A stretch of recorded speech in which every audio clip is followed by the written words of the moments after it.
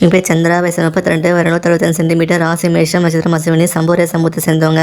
தனியார் கம்பெனியில் வேலை பார்க்குறாங்க. சம்பளம் மாதம் 32,000 வாங்கிட்டு இருக்காங்கன்னா, கூட பிறந்த சகோதரர் யாரும் கிடையாது. சகோதரர் 2 பேர் தூத்துக்குடி மாவட்டத்தை சேர்ந்தவங்க. இந்த பின்னரம் பிடிச்சிருந்தா உங்கள் விருப்பத்தை நீங்கள் கமெண்ட்டில் சொல்லிவிடுங்க.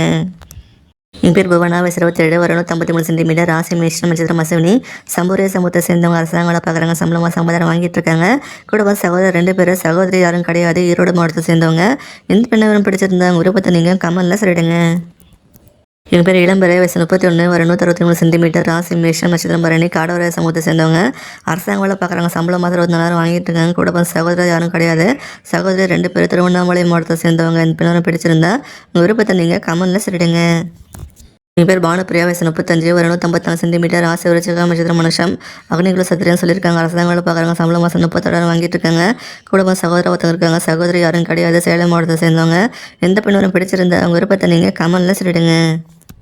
என் பேர் ஹரிணி, வயசு 30, வயது 167 சென்டிமீட்டர், ராசி மீனம், நட்சத்திரம் ரேவதி, மனோரிய சமூகத்தை சேர்ந்தவங்க.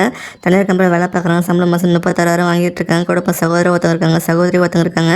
பெரம்பலூர் மாவட்டத்தை சேர்ந்தவங்க. இந்த பின்னரம் பிடிச்சிருந்தா உங்கள் விருப்பத்தை நீங்கள் கமெண்ட்டில் சொல்லிடுங்க. என் பேர் வைஷ்ணவி, வயசு 35, வயது 166 சென்டிமீட்டர், ராசி மேஷம், நட்சத்திரம் பரணி, ஒன்னே கவுண்டர் சமூகத்தை சேர்ந்தவங்க.